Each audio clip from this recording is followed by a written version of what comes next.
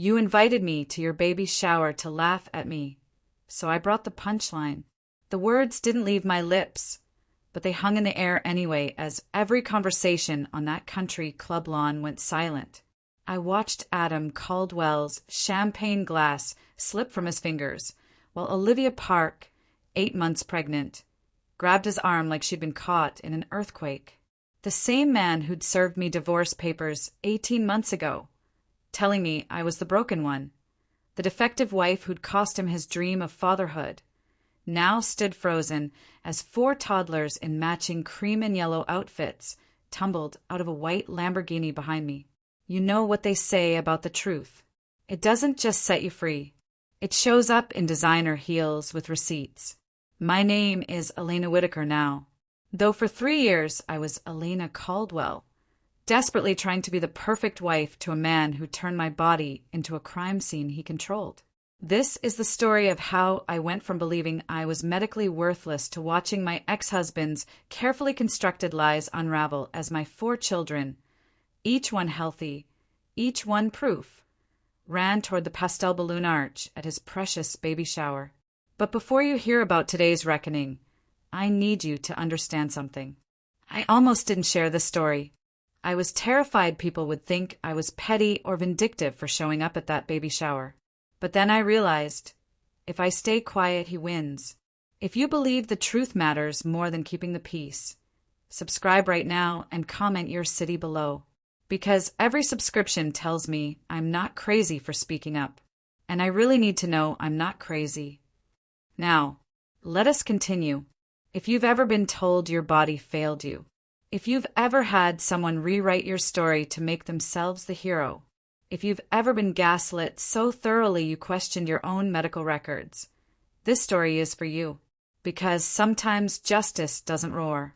Sometimes arrives quietly in a tailored dress, holding the evidence that burns everything down. This is about more than babies or betrayal.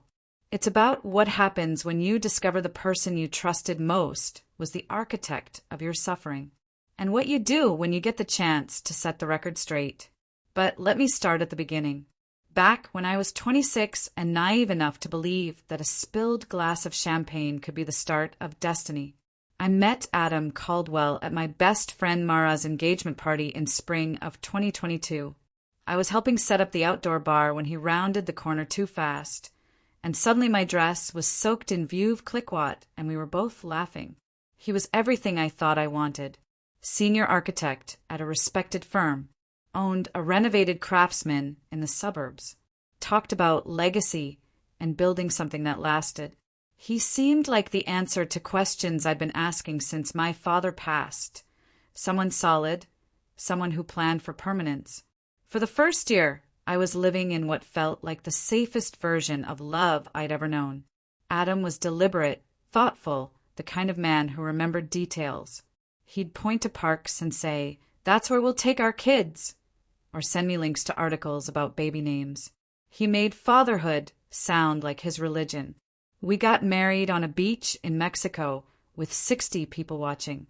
I remember the vows in sickness and in health for richer or poorer, and thinking I'd finally found someone who meant them.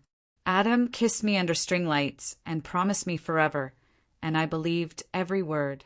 I thought I'd found the man I'd build a family with, the person who'd choose me no matter what. The unraveling started quietly about 4 months after the wedding. We'd started trying to conceive as soon as we got back from the honeymoon. Adam had been so eager, tracking my cycle with an app he'd downloaded, asking me every week if I felt different. When the first few months passed without a positive test, I told myself it was normal. It takes time. Bodies don't run on schedules. But Adam started changing. Little comments at first. "Are you sure you're eating enough protein?" Or, "Maybe you should cut back on coffee. I read that affects fertility." When my period came each month, I'd see his jaw tighten, his eyes go distant. He'd recover quickly, pull me into a hug and say, "Next month." But the disappointment was louder than his reassurance. By month 6, the trying wasn't romantic anymore. It was clinical.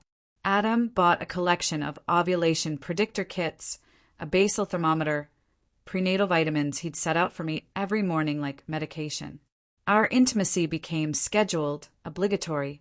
He'd check the app and say, "Tonight's the window," and I'd feel like I was clocking into a shift. Then came the doctor appointments. Month after month of blood draws, ultrasounds, hormone panels. My OBGYN said everything looked normal. Regular cycles, good hormone levels, no red flags. But Adam insisted we dig deeper. "There has to be a reason," he'd say, scrolling through fertility forums at night. "We just need to find it." I started taking Clomid to boost ovulation. The side effects were brutal. Hot flashes, mood swings, bloating that made me feel like a stranger in my own skin. When I'd cry from the hormones, Adam would sigh and leave the room. Once he muttered, "Maybe the stress is the problem," loud enough for me to hear.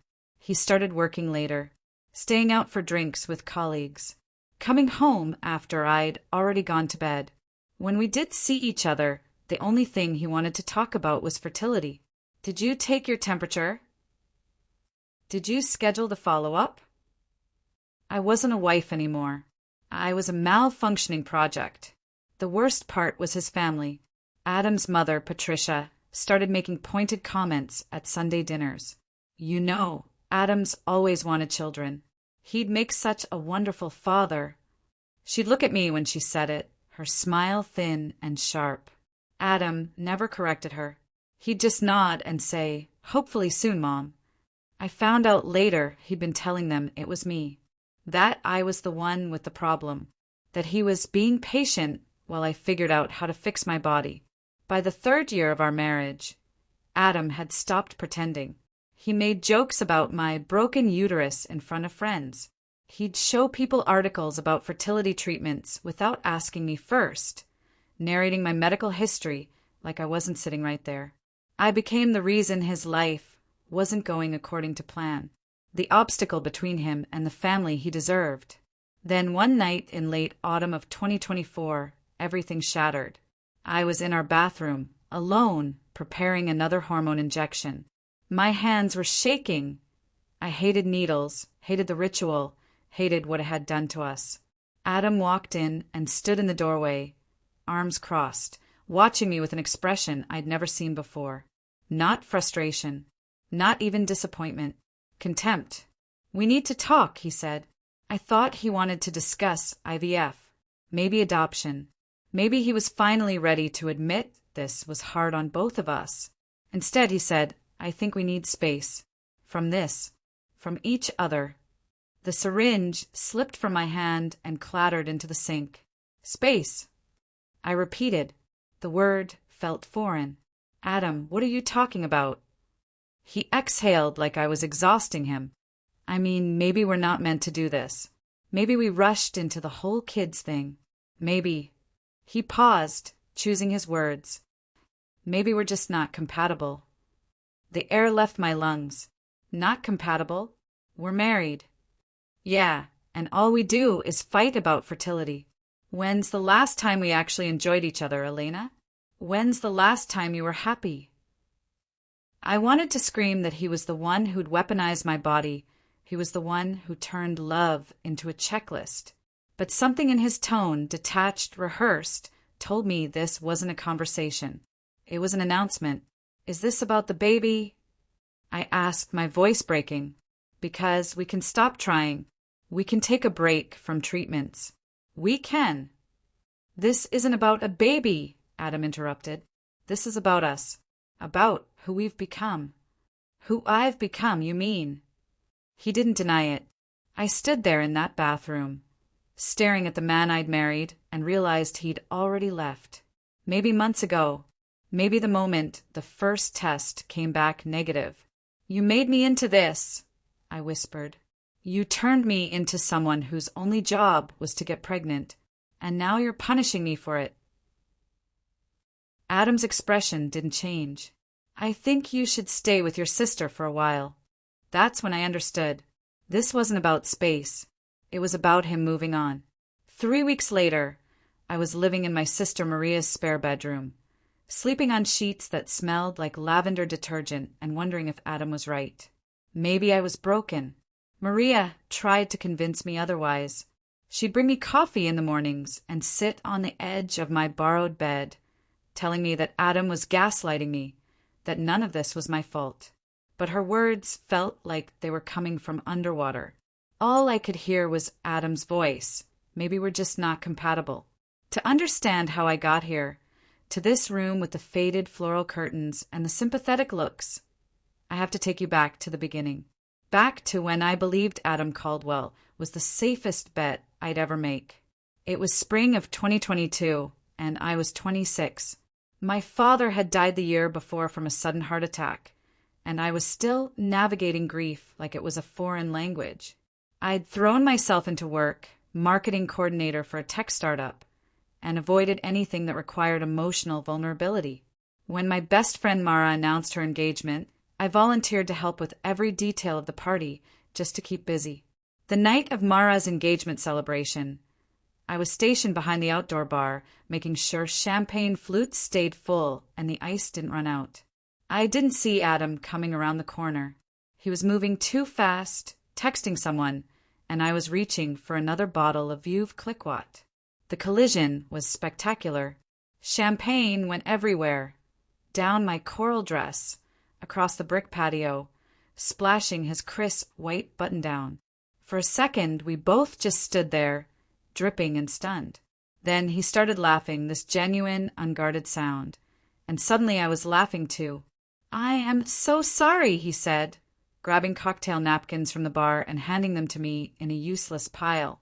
I wasn't watching where I was going. I was trying to... God, this is embarrassing. I was looking up the lyrics to the song playing because I thought I knew it, but couldn't remember the name. I looked down at my ruined dress. "Well, now you'll never forget it." He grinned. "True. This is officially the most memorable party I've been to in years." His name was Adam Caldwell. He was Mara's fiancé's best man, an architect who'd just been promoted to senior designer at a firm downtown. He bought me a new drink, and we spent the rest of the evening talking on the patio steps away from the crowd. He was 31, thoughtful in a way that felt deliberate, and he talked about his work like he was building cathedrals instead of office buildings. But what struck me most was the way he talked about the future. "I've always wanted to design my own home someday," he said, watching the string lights sway above us. "Something with high ceilings and big windows. A yard where kids could actually play, you know. Not just one of those postage stamp lawns." He glanced at me. "Do you want kids?" It wasn't a loaded question then, just curiosity. "I do," I said. "Someday. When I find the right person." Adam smiled. "Yeah, that's the hard part, isn't it? Finding someone who wants to build the same life." I didn't know it then, but that conversation was the blueprint. Adam had sketched out the life he wanted, and I'd nodded along, thinking I could see myself in it. We started dating a week later. For the first year, everything felt easy in a way I hadn't experienced before. Adam wasn't impulsive or unpredictable, he was steady. He planned weekend trips to the coast, remembered the names of my coworkers, fixed the leaky faucet in my apartment without being asked. He felt like the opposite of chaos, and after a year of grief, that steadiness was intoxicating. He'd point to houses when we drove through neighborhoods. "That's the kind of street I want to live on, somewhere our kids could ride bikes." Or we'd pass a park and he'd say, "I can already picture Saturday mornings here, teaching them to throw a baseball." I fell in love with the vision as much as the man. By the time Adam proposed, 10 months in, on the same patio where we'd met with Mara and her husband as witnesses, I'd already started imagining the children he kept mentioning. I could see them, 2, maybe 3, dark hair like his, my laugh. A life built on intention and promises kept. We got married in December of 2022 on a beach in Tulum, Mexico. 60 people came, both our families, close friends, Mara as my maid of honor. I wore a simple lace gown and carried white roses. Adam wore linen and cried when I walked down the aisle. The officiant asked us to repeat vows we'd written ourselves. Adam took my hands and said, "Elena, I promise to build a life with you that's strong enough to hold all the dreams we haven't even dreamed yet. I promise to choose you every day in sickness and in health, for richer or poorer. You're my home." I believed every word. That night, in our hotel room overlooking the ocean, Adam pulled me close and whispered, "I can't wait to start our family." Neither could I. We started trying as soon as we got back from the honeymoon. Adam downloaded a fertility app and asked me to input my cycle information. "Just so we can time things right," he said, kissing my forehead. It felt romantic then, like we were partners in a shared mission. The first month, I took a pregnancy test 3 days before my period was due. Negative. Adam hugged me and said it's okay. Most couples don't get pregnant right away. The second month, I waited until I was actually late. Still negative. Adam's hug was tighter that time, but I felt him tense.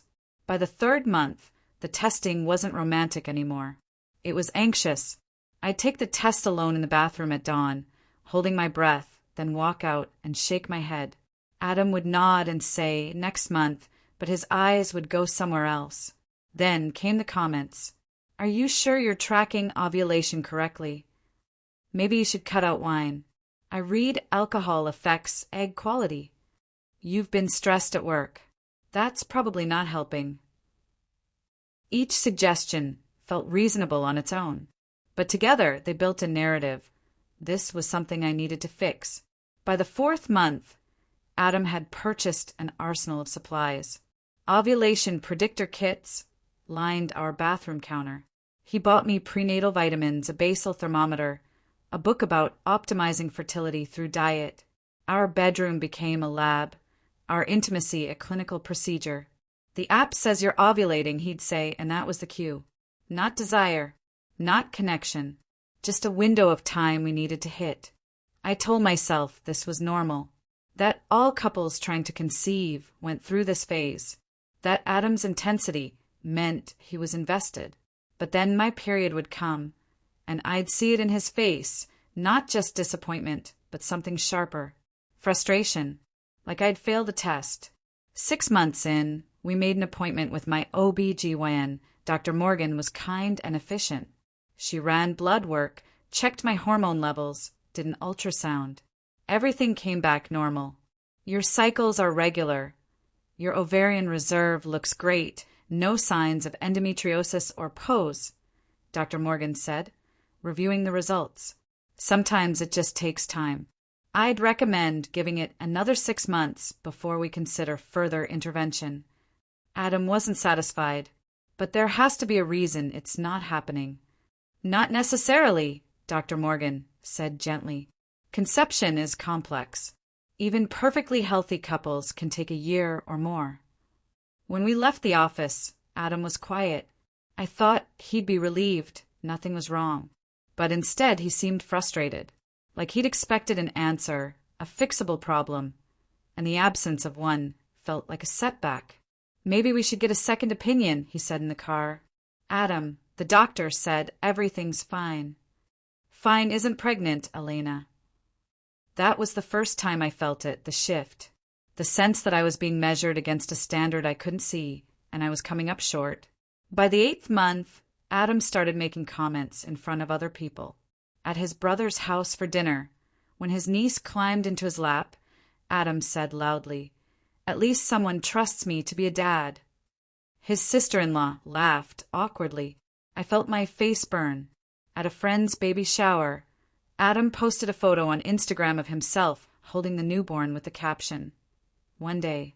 People commented with heart emojis and "soon." I saw it later and felt like I'd been publicly shamed. When I confronted him, he said, "I'm just expressing my feelings, Elena. I'm allowed to want this." "You're allowed to want it privately. You don't have to tell everyone we're struggling. Maybe if you weren't so sensitive about it, it wouldn't feel like a struggle." I started to wonder if he was right. Maybe I was too sensitive. Maybe my shame was the real problem. By the end of our first year of marriage, I'd stopped recognizing us. Adam worked late most nights. When he came home, he'd check the app first, asking if it was a good night for trying before he'd ask about my day. We didn't go on dates anymore. We didn't laugh. And his family had started weighing in. At Sunday dinners, Adam's mother Patricia would sigh dramatically and say things like, "I keep telling my friends I'm waiting to be a grandmother."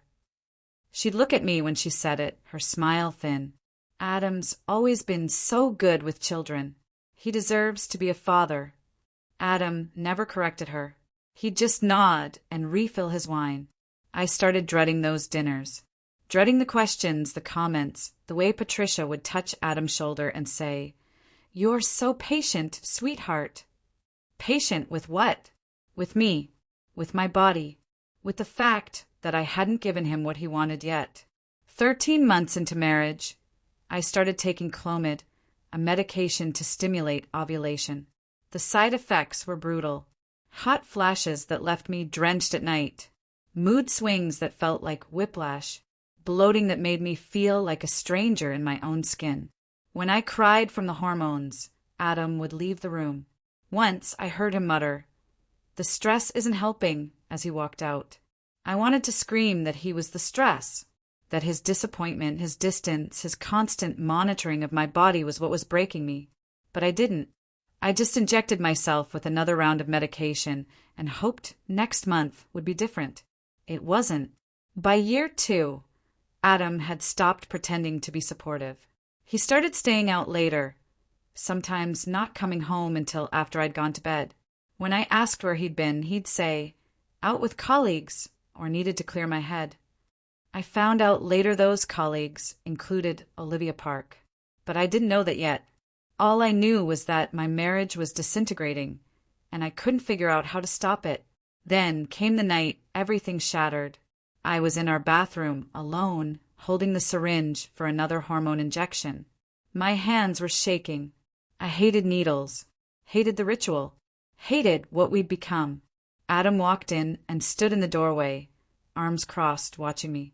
His expression wasn't frustration or disappointment this time. It was contempt. "We need to talk," he said. The syringe slipped from my hand. "We need to talk." Those 3 words landed like a punch. I stood there in our bathroom, the syringe still trembling in my hand, watching Adam's face, that cold, detached expression I'd come to dread. Talk about what? I asked, though part of me already knew. About us. About whether this is even worth it anymore. The syringe clattered into the sink. My hands went numb. Whether what's worth it. Our marriage. Adam exhaled slowly, like he was the reasonable one, and I was hysterical. "I'm saying maybe we need to step back. Reevaluate what we're doing here." I stared at him, waiting for the punchline, the moment he'd laugh and say he was just frustrated. But his face didn't change. "I don't understand," I whispered. "We're trying. You said you wanted this. You said—" "I know what I said, Elena. But look at us. Look at what this has turned into. What he'd turned it into. But I didn't say that. I just stood there, feeling the cold tile under my bare feet, wondering how he'd gotten here. That conversation didn't end that night. It stretched into the weeks and months that followed. Adam pulling away inch by inch while I tried desperately to hold on. The fertility routine became my entire life. Every morning started the same way.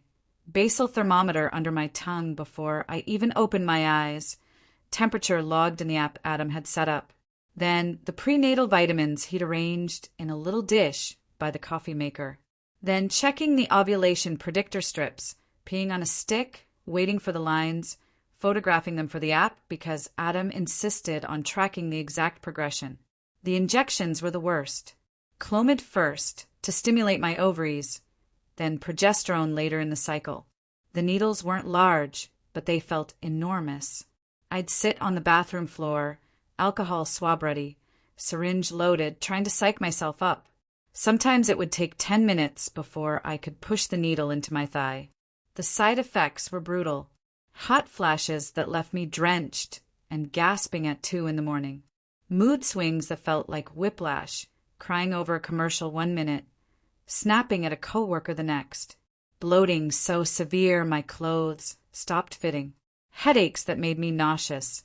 Adam's patience for it evaporated quickly.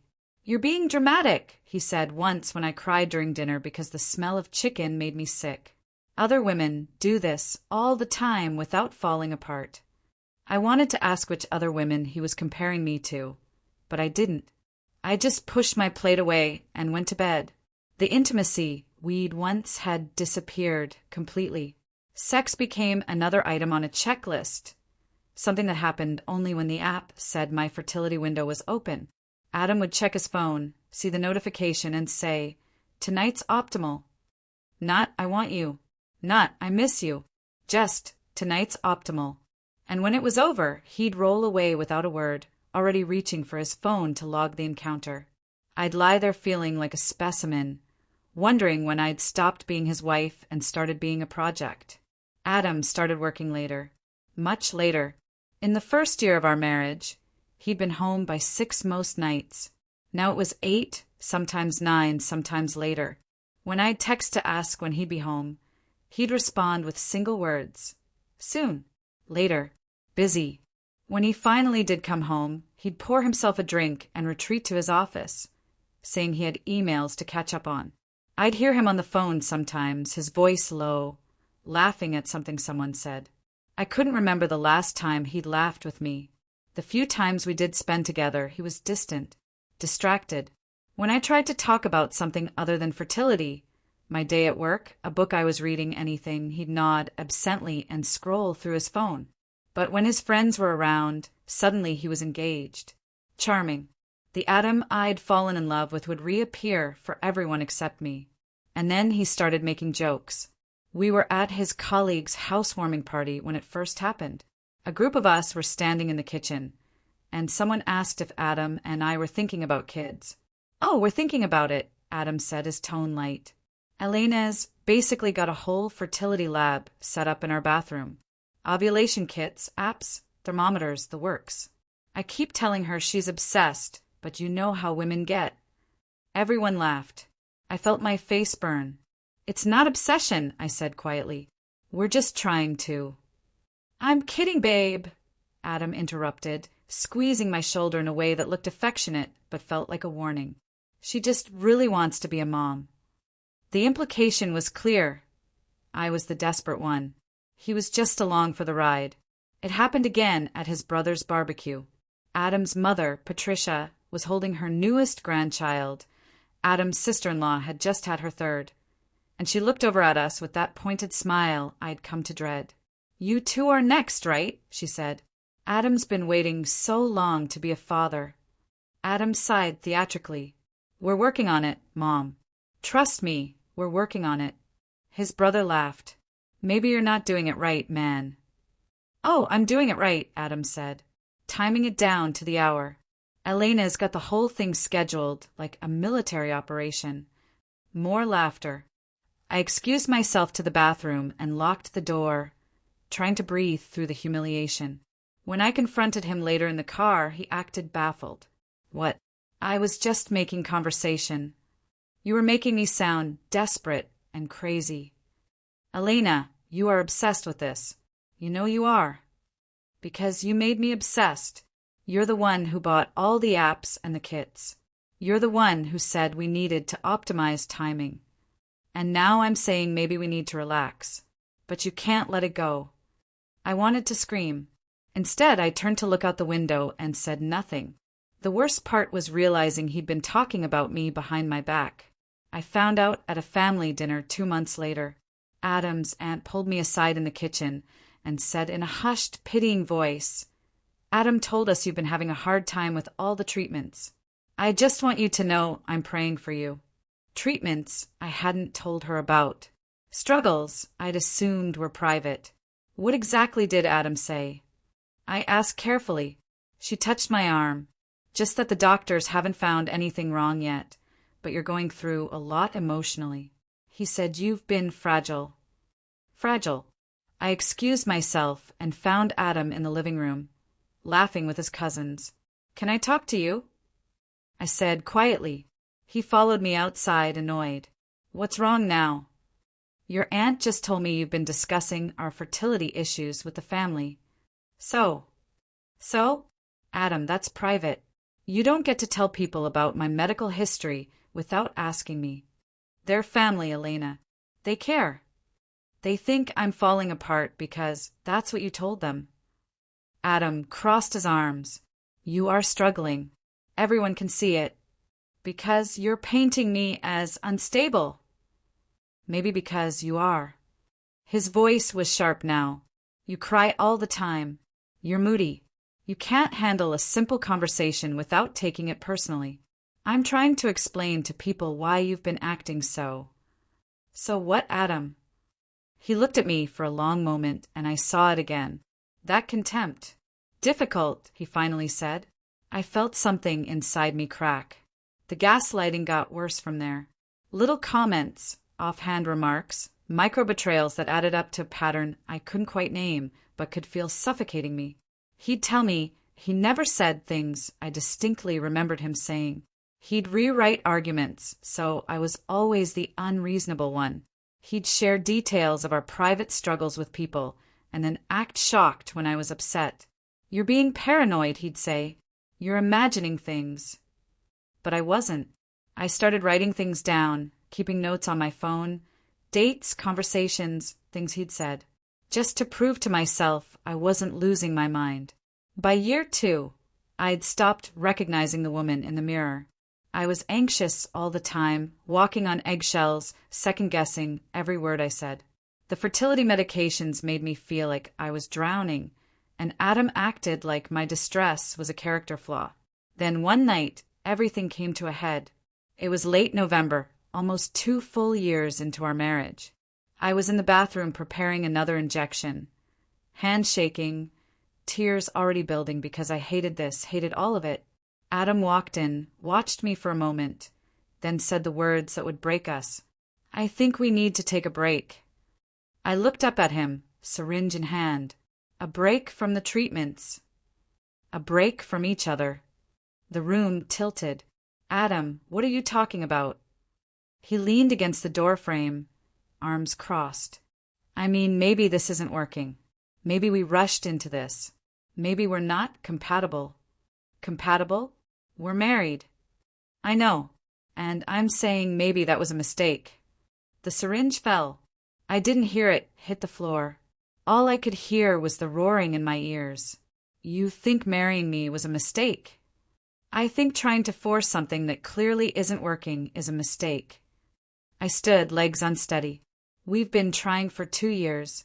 That's not unusual. The doctor said you're fine, Elena. But we're not getting pregnant. So clearly something's wrong.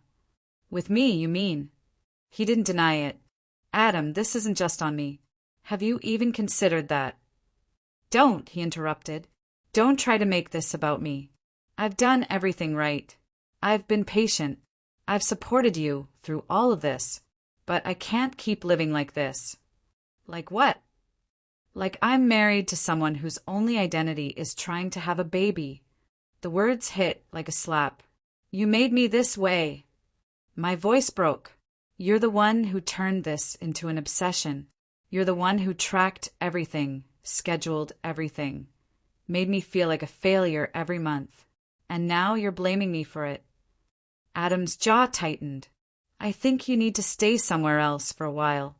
This is my home. It's my house, Elena. I bought it before we got married. And there it was. The final cruelty. The reminder that I'd never really belonged. I stared at him.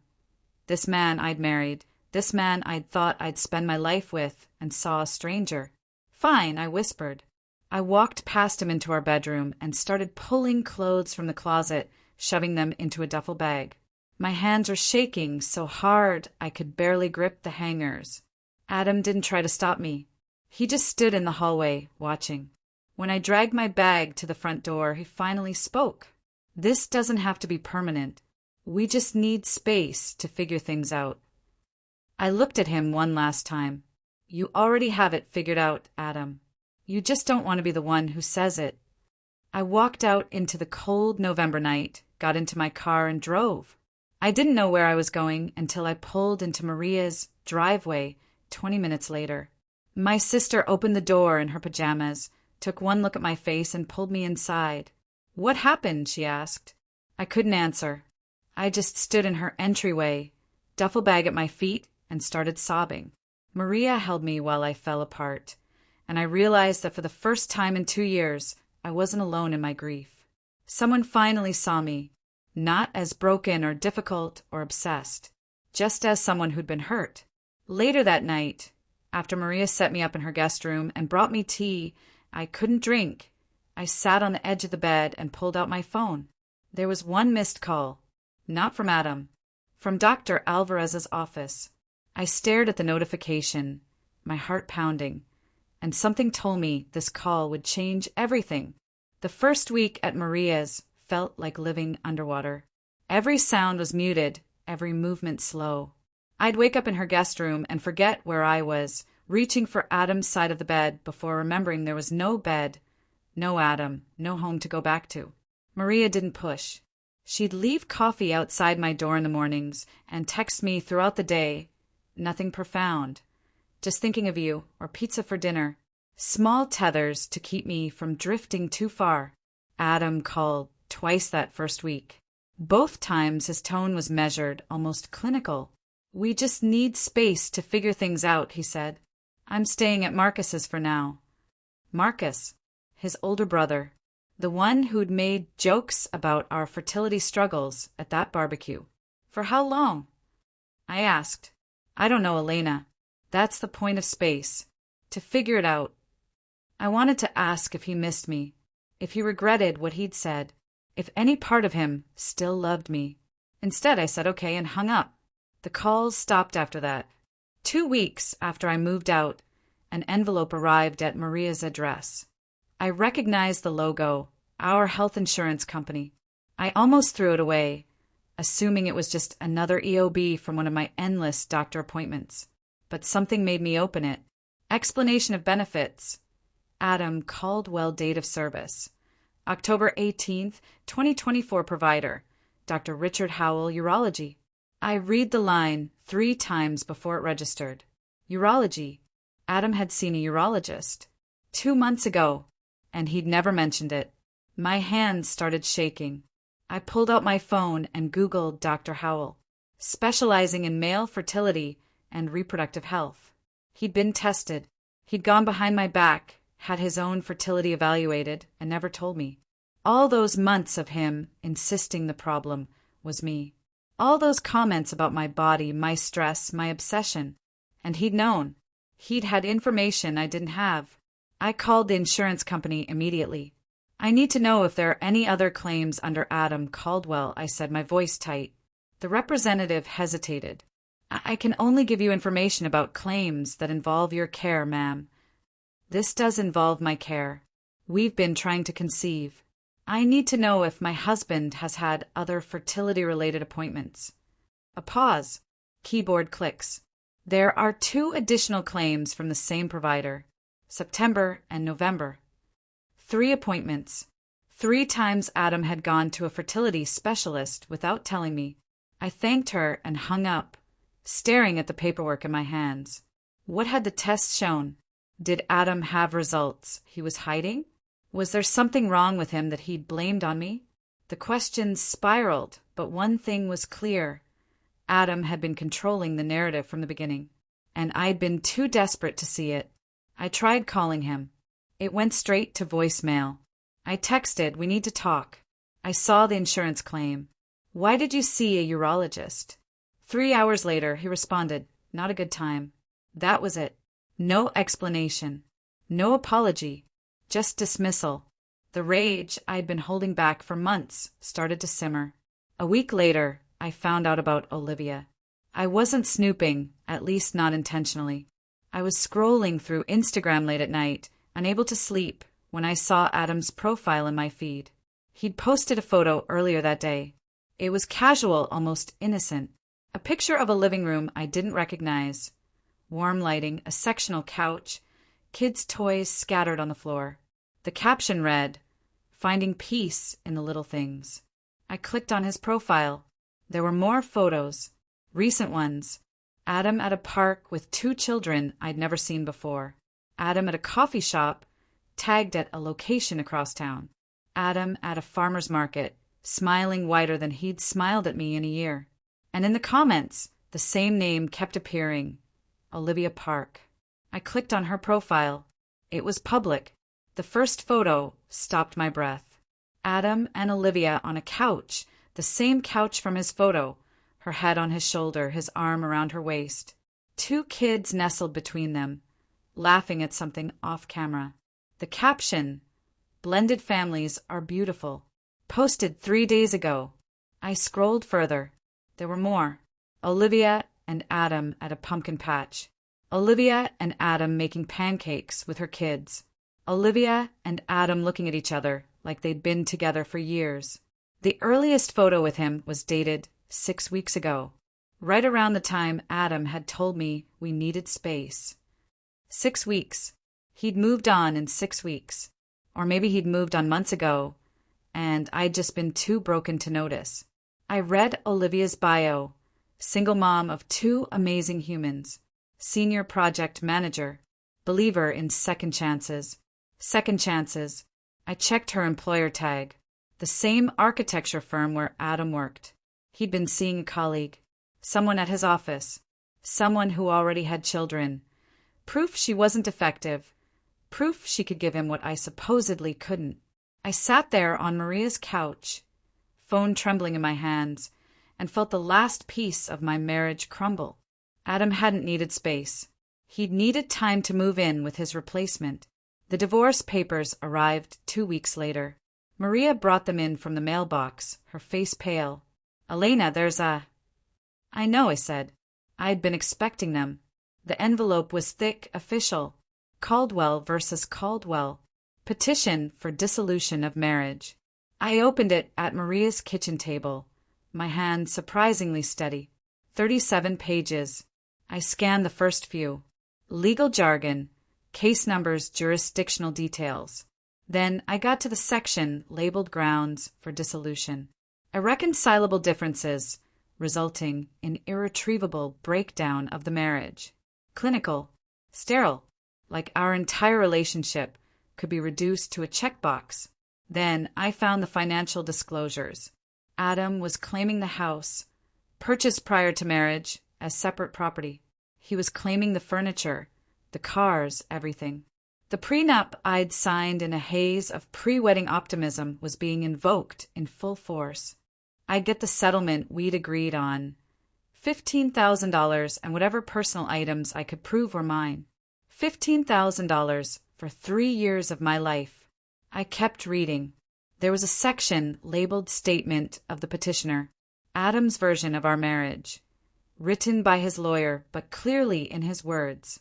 The respondent became increasingly unstable and obsessive regarding fertility treatments, creating an untenable living situation.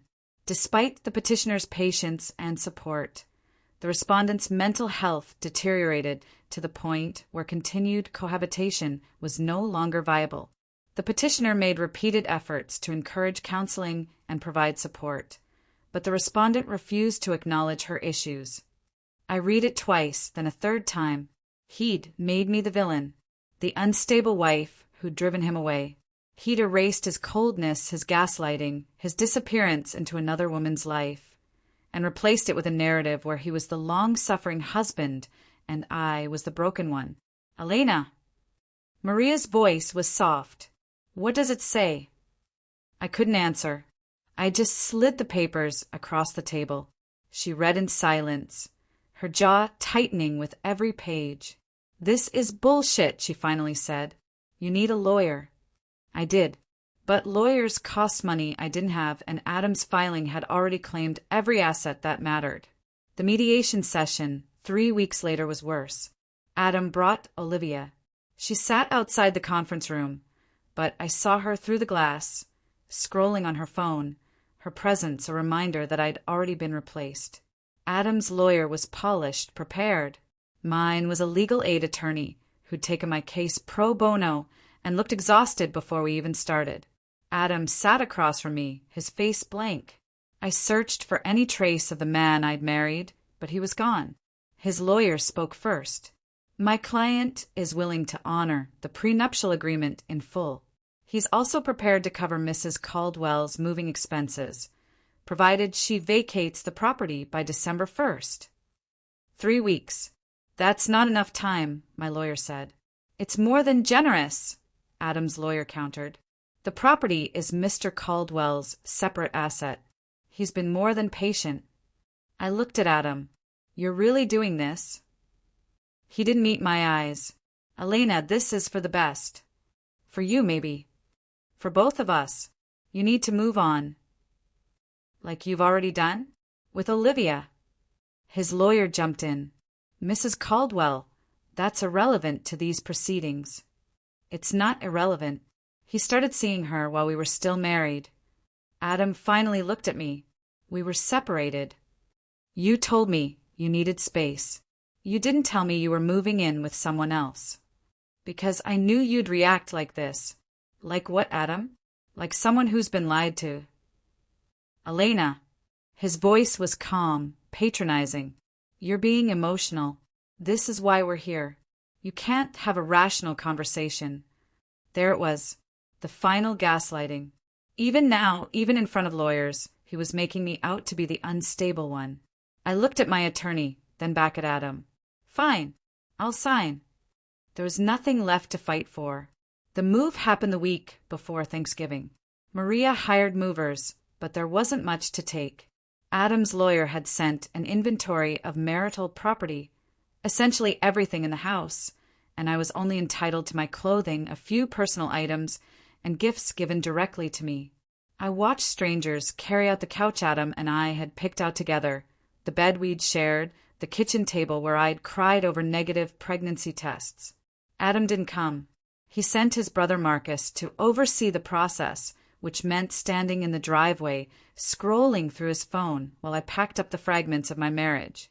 The movers finished by 3 p.m. The house looked cavernous, empty. Maria stood in the doorway, her arms crossed, watching me walk through the rooms one last time. You don't have to do this, she said. You can just leave. But I needed to. I needed to see what 3 years looked like when it was erased. I stopped in the bathroom where I'd given myself those injections. The counter was bare now, no ovulation kits or syringes or thermometers. Just tile and silence. I remembered Adam standing in the doorway, watching me with contempt, telling me we needed a break. I remembered believing him when he said I was the problem. I walked out, locked the door behind me, and handed the keys to Marcus. Tell Adam he can have it all, I said. Marcus shrugged. He just wants to move forward, Elena. You should too. I got into Maria's car and didn't look back. That night, in the guest room that had become my permanent residence, I lay in the dark and wondered if Adam was right. Maybe I had been obsessive. Maybe I was unstable. Maybe the breakdown of our marriage really was my fault. My phone buzzed on the nightstand. A voicemail notification. Missed call from Dr. Alvarez's office. I stared at it for a long moment, too exhausted to care. Another follow-up appointment I'd forgotten to cancel. Another reminder of the life I'd failed to build. But something, instinct, desperation, maybe just habit, made me press play. The message was brief, professional, and it shattered everything I thought I knew. Hi, Mrs. Caldwell. This is Sarah from Dr. Alvarez's office. We received your recent test results and wanted to schedule a follow-up to discuss them. Your hormone levels and ovarian reserve came back excellent. Actually, some of the best markers we've seen. Please give us a call when you have a chance. We'd love to talk about next steps. I sat up, my heart pounding. Excellent. Best markers. Next steps. I replayed the message 3 times, my brain struggling to process what I was hearing. I wasn't broken. My body was fine. So why hadn't I gotten pregnant? And more importantly, what had Adam known that I didn't? I called Dr. Alvarez's office the next morning. I couldn't wait, couldn't sleep, couldn't think about anything else. The voicemail had looped in my head all night. Excellent. Best markers we've seen. The receptionist answered on the second ring. Alvarez Fertility Center, this is Sarah speaking. Hi, this is Elena Caldwell. I received a message yesterday about test results. My voice sounded steadier than I felt. Oh, yes, Mrs. Caldwell. Let me pull up your file. Keyboard clicks. A pause. Dr. Alvarez wanted to discuss your recent blood work and ultrasound. Your AMH levels and antral follicle count both came back really strong. Would you like to schedule a consultation? I don't understand, I said slowly. When was I tested? I haven't been to your office in months. More keyboard clicks. Let me see. The order was placed November 2nd, and you came in for the draw on November 5th. November 5th. 3 days after I'd moved out of the house. I'd been so numb during those first weeks at Maria's that entire days had blurred together. I remember the appointment, I said, but I thought that was just routine follow-up. The notes say it was a comprehensive ovarian reserve panel, AMH, FSH, estradiol, and a transvaginal ultrasound to count follicles. Your AMH came back at 4.2 nanograms per milliliter, which is excellent for your age. And your antral follicle count was 23, which indicates a very healthy egg supply. The words hit me like cold water. That's good. It's more than good, Mrs. Caldwell. These are some of the best numbers we've seen in someone your age. Your ovarian reserve is exceptional. If you were considering fertility treatment, you'd be an ideal candidate. I sat down on Maria's couch, my legs suddenly weak. But I've been trying to get pregnant for 2 years. We were told there might be unexplained infertility. Well, based on these results, the issue isn't on your end. Your reproductive health looks great. I closed my eyes, trying to process. Who ordered these tests? Let me check. A pause. The request came through your husband, Adam Caldwell. My stomach dropped. Adam ordered them? Yes. It looks like he called the office and requested a full panel. Said you'd been struggling and wanted to get updated baseline numbers. And when did he call? October 30th. 2 weeks before the tests. Right after he'd told me we needed space. Right before he'd moved in with Olivia. Did he ever call to get the results? Actually, yes. He called on November 14th to request copies. November 14th. A week ago, Adam had my test results. He'd known for a week that my fertility was fine, and he hadn't said a word. Mrs. Caldwell, are you still there? Yes, I'm here. My voice sounded distant. Can I get copies of everything? The test results, the ultrasound report, all of it. Of course.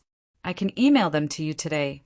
And if you'd like to schedule that consultation. Yes, please, as soon as possible.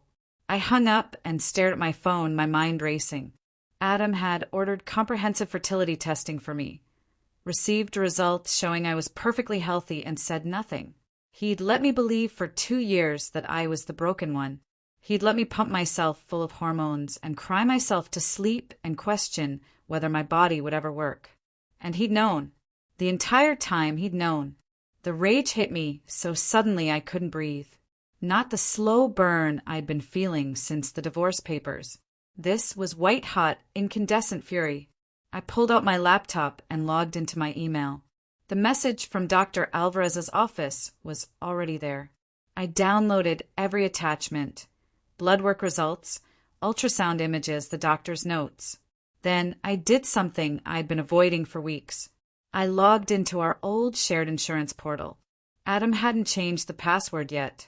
I could see everything, every claim, every appointment, every test. I searched for his name. There they were. 3 appointments with Dr. Richard Howell, urology. September, October, November. I clicked on the most recent claim. The detailed codes indicated semen analysis, hormone panels, physical examination. I Googled the procedure codes. Standard male fertility workup. I called the insurance company again. This time I asked for detailed records of Adam's visits.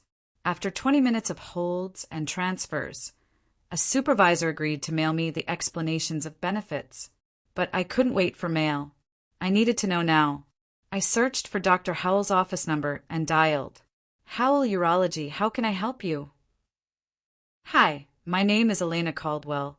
My husband Adam has been a patient, and I need to request copies of his medical records. I'm sorry, ma'am, but we can only release records to the patient himself or with written authorization. We're legally married. I should be able to access them. I understand, but HIPAA regulations require patient consent. If Mr. Caldwell would like to authorize release. He won't, I said quietly. Then I'm sorry, but there's nothing I can do. I thanked her and hung up. But I didn't need Adam's full records. I already knew enough. He'd been tested. He'd tested me. He'd received results showing I was healthy. And he'd hidden everything. Why? I opened a new document on my laptop and started writing down everything I could remember. Dates. Conversations. The timeline of our fertility struggles. Adam insisting we track ovulation with military precision. Adam controlling when we had sex. Always claiming it was optimal timing. Adam suggesting I take fertility medications even though my initial tests were normal. Adam withdrawing physically except during my supposed fertile windows. I thought about the ovulation apps, the kits, the thermometers. Adam had been the one monitoring everything. What if he'd been lying about the timing? What if he'd deliberately mistimed our attempts? The thought was so horrifying I almost dismissed it. But then I remembered his face every time my period came. Not disappointed, but something else. Something that looked almost like relief. And then there was Olivia. Olivia, who already had 2 children. Proof she was fertile. Proof she could give Adam what he wanted. Unless he didn't actually want it. Unless the whole charade had been about control. I grabbed my phone and texted Maria, "Can you come home? I need to talk." While I waited, I opened a new browser window and started searching. Male infertility. Sabotaged conception. Reproductive coercion. I found articles about men who'd secretly had vasectomies. Men who'd replaced birth control pills with placebos. Men who deliberately mistimed fertile windows to avoid pregnancy while making their partners believe they were trying. I found forum posts from women who discovered too late that their partners had been sabotaging them for years. My hands were shaking so hard I could barely type. Maria burst through the door 20 minutes later, still in her scrubs from her nursing shift. "What happened? Are you okay?" I turned my laptop around. "Look at this." She read the email from Dr. Alvarez, her eyes widening. Then the insurance claims. Then my timeline document. "Elena," she said slowly, "are you saying Adam deliberately?" "I'm saying he tested both of us. He found out I was healthy. And he hid it. But why would he? Because he wanted out. Because he wanted to make me the villain. Because if he could prove I was the reason we couldn't have kids, he'd get sympathy when he left me." Maria sat down hard on the couch. That's abuse. That's medical abuse." "I know. You need to talk to a lawyer." "I already have one. The legal aid attorney who handled my divorce." "No." Maria's voice was firm. "You need a real lawyer. Someone who specializes in this. Because if Adam withheld medical information that affected your treatment decisions." "He did more than that, Maria. I think he sabotaged us. I think he made sure I wouldn't get pregnant." We sat in silence for a moment, the weight of it settling over us. "What are you going to do?" Maria finally asked.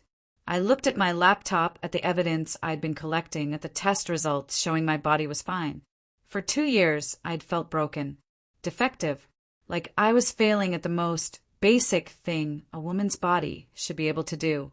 I'd let Adam convince me I was the problem. I'd internalized his disappointment, his coldness, his cruelty. And it had all been a lie. The shame I'd been carrying started to burn away, replaced by something harder, sharper, clarity. "I'm going to disappear," I said. Maria blinked. "What?" I'm going to leave. Move somewhere, Adam. Can't find me. Start over. Elena, you can't just. Yes, I can. There's nothing keeping me here. No job I can't do remotely, no apartment in my name. The divorce will be final in 3 months, whether I'm here or not. But what about justice? What about making him pay for what he did? I smiled and it felt cold. Who says I won't? But not now. Not when I'm broken and poor and everyone thinks I'm the crazy ex-wife. Right now I rebuild. I get strong. I get successful. And then when I'm ready, I make sure everyone knows the truth. Maria stared at me for a long moment. Then she nodded. Where will you go? I don't know yet. Somewhere I can start a business. Somewhere I can become the person Adam convinced me I'd never be. I opened a new tab and started searching. MBA programs with deferred enrollment. Business accelerators for women entrepreneurs. Cities with low cost of living and high opportunity. You're serious about this, Maria said. I've never been more serious about anything. I pulled up a list of graduate programs and started filling out inquiry forms. Then I searched for apartment listings in cities across the country. Seattle, Austin, Denver. Places where I could reinvent myself completely. My phone buzzed. A text from Adam's lawyer. Final divorce hearing scheduled for February 12th. Please confirm receipt. I deleted it without responding. By midnight, I'd submitted applications to 3 MBA programs, contacted 2 business accelerators, and booked a one-way ticket to Denver for the following week. Maria helped me pack, occasionally asking if I was sure if this was too rash. But I'd never felt more certain of anything. Adam had spent 3 years making me believe I was worthless. Now I was going to prove him wrong. And when I came back, if I came back, it would be on my terms. With evidence. With success. With the life Adam convinced me I could never have. I lay in bed that night, staring at the ceiling, feeling something I hadn't felt in years. Hope. And underneath it, burning steady and patient, rage. Adam had taken 3 years of my life. He'd stolen my confidence, my peace, my belief in my own body. But he hadn't broken me, and I was going to make sure he understood that. The next morning, I called Dr. Alvarez's office again. I'd like to schedule that consultation, I said, but not for fertility treatment. I need you to document everything. Every test, every result, every timeline. I need a paper trail. Sarah paused. Is everything okay, Mrs. Caldwell? It will be, I said. Eventually. I hung up and looked at Maria, who was making coffee in her tiny kitchen. When do you leave? She asked. Friday. That's 4 days. I know. She handed me a mug, her expression worried but supportive. Promise me you'll be careful. I will. And promise me you'll come back. I smiled. Oh, I'll come back. When I'm ready. When I've built something Adam can't touch. When I can walk into a room and make him wish he'd never lied. Maria raised her mug. To reinvention. I clinked mine against hers. To revenge. But as I sipped my coffee and watched the sun rise over Maria's neighborhood, I realized it wasn't really about revenge. It was about truth. And I was going to make sure everyone heard it. The day I left for Denver, Maria drove me to the airport at dawn. We didn't talk much. Everything important had already been said. At the departure curb, she pulled me into a tight hug. Call me when you land, she said. I will. And Elena? She pulled back to look at me. Don't let him take any more from you. You're going to build something incredible. I nodded, not trusting my voice, and walked through the sliding doors into the terminal. The flight was only 3 hours, but it felt like crossing into another dimension. I watched the landscape change below me, flat Midwest terrain giving way to the Rocky Mountains, their peaks dusted with early snow. By the time we descended into Denver, I felt lighter, like I'd left Adam and his lies somewhere over Kansas. I'd rented a room in a shared house near the University of Denver campus. $600 a month, utilities included, shared kitchen and bathroom. My roommates were two graduate students who kept to themselves, and a software developer who worked nights. It was nothing like the house Adam had kicked me out of, but it was mine. My name on the lease. My choice. The room was small. A twin bed, a desk, one window overlooking a maple tree. I unpacked my 2 duffel bags. Everything I owned now fit in a closet, and sat on the bed, staring at the bare walls. This was rock bottom. This was starting over with $7,000 in savings, no job, no network, no safety net. This was freedom. I started building my new life in pieces. Mornings, I worked remotely for a marketing consulting firm I'd found on a freelancer platform. $25 an hour, flexible schedule. It wasn't much, but it covered rent and groceries. Afternoons, I attended free business workshops at the university library and networked at entrepreneurship meetups. But the most important work happened twice a week in Dr. Lena Hartwell's office.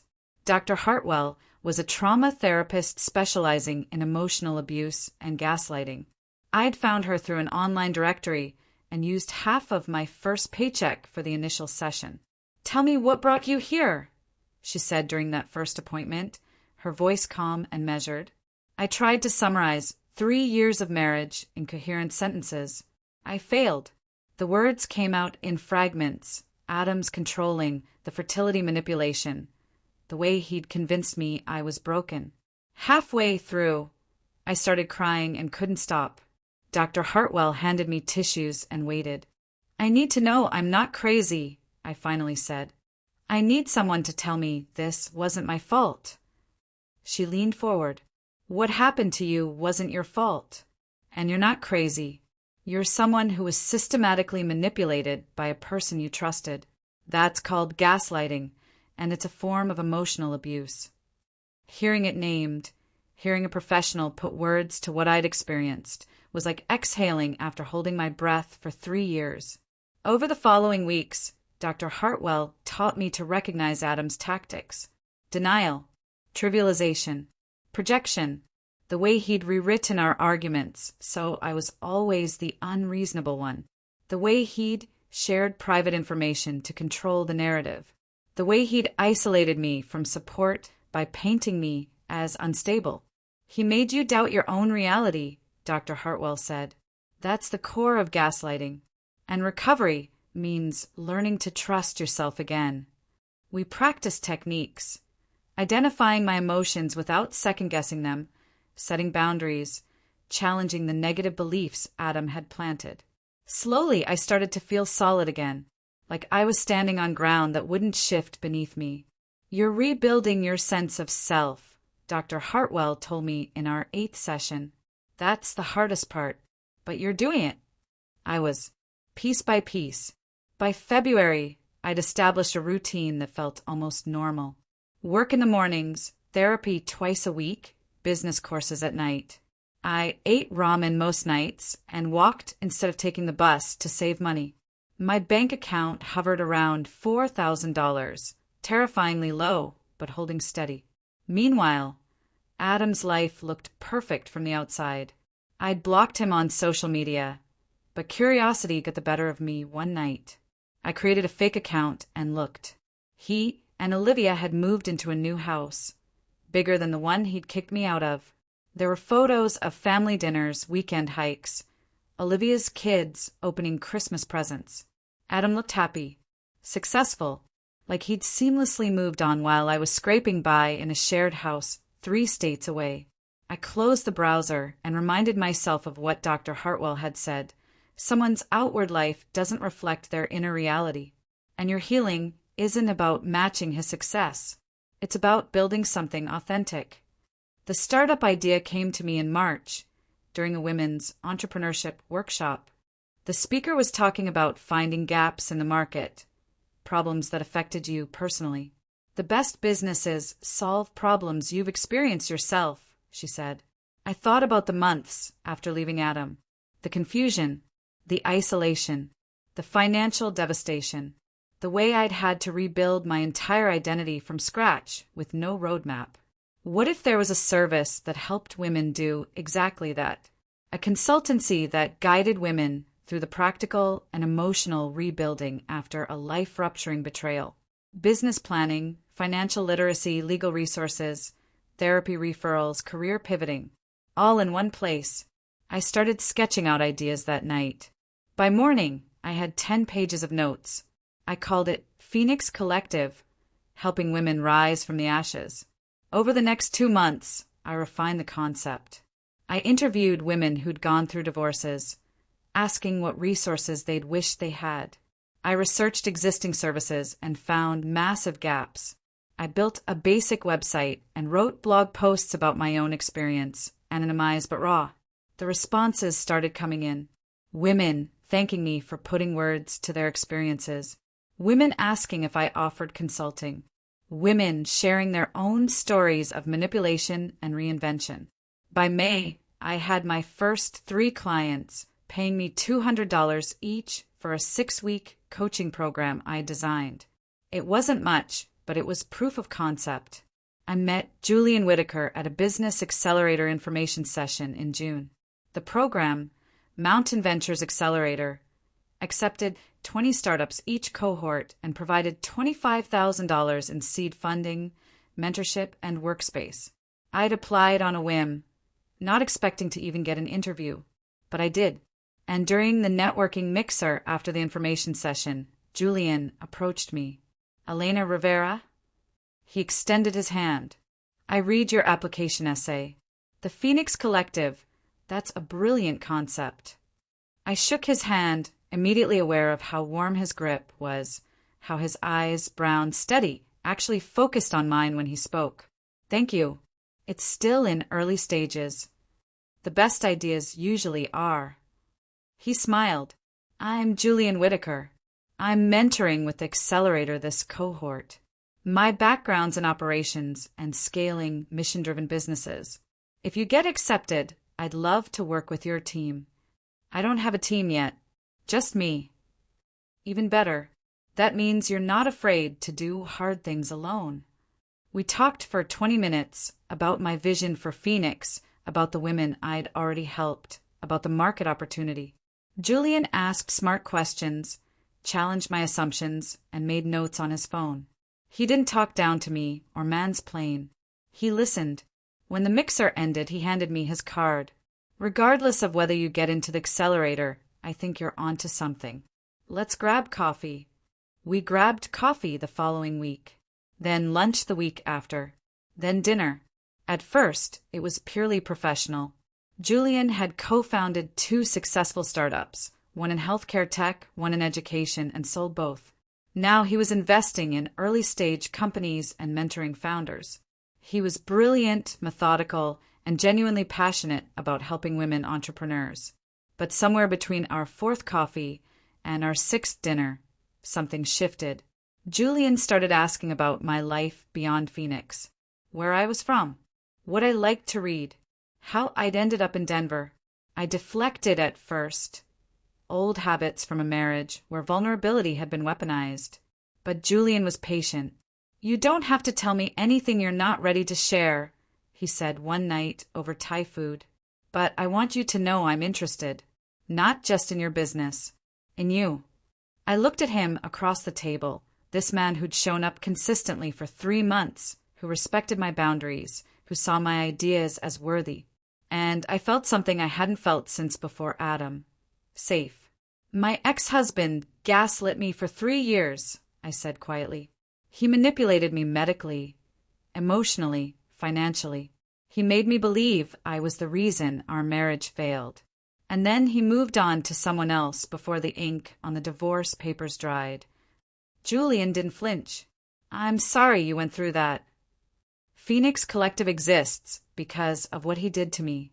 Because I know what it's like to rebuild from nothing. Then he inadvertently gave you a gift, Julian said. Not through kindness, through cruelty. But you took that pain and turned it into something that helps other women. That's extraordinary. I felt tears prickling my eyes. I don't feel extraordinary. I feel like I'm barely holding it together. That's what extraordinary looks like most of the time. We sat in comfortable silence, while I composed myself. Then Julian said, "If you ever want to talk about what happened, or if you don't, I'm here. No judgment, no pressure." I nodded, not trusting my voice. That night marked a turning point. I started opening up, slowly, cautiously, about Adam, about the fertility manipulation, about the shame I'd carried. Julian never interrupted or tried to fix things. He just listened. And gradually I started to trust again. By August, Julian and I were spending most evenings together. Sometimes we worked. He helped me refine Phoenix's business model and pitch deck. Sometimes we just existed in the same space. Him reading case studies while I answered client emails, our feet touching on the couch in companionable silence. He never pushed for more than I was ready to give. When he finally kissed me on a hike in the Rockies, mountain peaks surrounding us, it felt like the most natural thing in the world. "Is this okay?" he asked, his forehead resting against mine. "Yes," I whispered. "More than okay." We started dating officially in September. Julian was everything Adam hadn't been: present, honest, encouraging. He celebrated my wins without trying to claim credit. He supported my work without controlling it. He saw me as a whole person, not a project to fix. "You're allowed to want things," he told me one night after I'd apologized for being too much about Phoenix. "You're allowed to take up space. You're allowed to be ambitious and messy and human." I'd started crying then, overwhelmed by the simple permission to exist fully. "Adam told me I was too obsessive," I said, "that I made everything about myself." "Adam was intimidated by you," Julian said quietly. "And small men try to make capable women smaller. But you're not small, Elena. You never were." In October, I got the call I'd been waiting for. "Congratulations, Ms. Rivera," the voice on the phone said. "You've been accepted into Mountain Ventures Accelerator's winter cohort. We were impressed by your vision and your early traction. We'd like to invest in Phoenix Collective." I nearly dropped my phone. $25,000. Mentorship, workspace, access to investors, and a network of entrepreneurs. I called Julian immediately. "I got in," I said, my voice shaking. "I got into the accelerator." "Elena, that's incredible. I knew you would. They want to invest. They believe in Phoenix. I've always believed in Phoenix. And more importantly, in you." We celebrated that night at his apartment, wine and takeout and laughter that felt like pure relief. At some point, Julian pulled me close and said, "I have a proposition." "I'm listening." "Let me be your co-founder. Officially. I'll handle operations, scaling, investor relations. You focus on the mission and the clients. We build this thing together." I pulled back to look at him. "Why would you want to do that? You've already built successful companies. You don't need this." "No," he agreed. "But I want it. I want to build something meaningful with someone He paused, then smiled. "Someone I really admire." I knew what he'd almost said, and I felt it too, that terrifying, exhilarating pull toward someone who actually saw me. "Okay," I said. "Partners." We shook hands, then laughed at the formality. Then he kissed me, and I felt the last piece of Adam's hold on me finally break free. I was building something new, something real, something Adam couldn't touch. And for the first time in 4 years, I believed I deserved it. That night, lying in Julian's arms, I thought about the woman I'd been a year ago, broken, ashamed, convinced she was defective. And I thought about the woman I was becoming, strong, capable, whole. Adam had tried to destroy me. Instead, he'd given me fuel. And I was just getting started. Phoenix Collective took off faster than either of us expected. By January, we'd moved from the accelerator's shared workspace into a small office downtown. Just 2 desks, a whiteboard, and a coffee maker that Julian had brought from his apartment. But it was ours. The sign on the door read Phoenix Collective, empowerment through reinvention. And every time I walked through it, I felt a surge of pride. Our first major win came in February, when a local news station did a feature on women-led startups in Denver. The segment was only 3 minutes, but the journalist, a woman who'd been through her own difficult divorce, understood the mission immediately. Elena Rivera is helping women rebuild after betrayal, the anchor said, by offering practical business coaching, financial literacy, and emotional support all in one place. The piece aired on a Thursday. By Friday afternoon, our website had crashed from traffic. We had 47 new consultation requests and 6 media outlets asking for interviews. Julian and I stayed up until 2 a.m. that night, fielding emails and celebrating with cheap champagne. "This is just the beginning," he said, pulling me close on the office couch. "You built something that matters." "We built it," I corrected. "No." He kissed my forehead. "You had the vision. I'm just helping you scale it." By March, we'd hired our first employee, a trauma-informed business coach named Simone, and signed a partnership with a legal aid organization. We were serving 20 clients a month, with a waiting list growing weekly. A regional business magazine named Phoenix, one of 10 startups to watch. Investors started reaching out.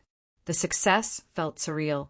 2 years ago, I'd been living in Maria's guest room with $7,000 and a shattered sense of self. Now I was running a thriving company with the man I loved. Julian and I got married in April in a quiet ceremony at a botanical garden with just 20 people present. Maria stood as my maid of honor, tears streaming down her face. Julian's parents flew in from Seattle and welcomed me with open arms. There were no grand speeches or elaborate vows, just 2 people promising to choose each other every day with honesty. "I love you for exactly who you are," Julian said, his voice steady. "Not for who you could be or should be. Just you." I cried through my own vows, overwhelmed by the kindness of being seen fully and loved anyway. That night, lying in bed in the small house we'd just bought together, Julian traced patterns on my shoulder. "Can I ask you something?" he said. "Always. Have you thought about kids?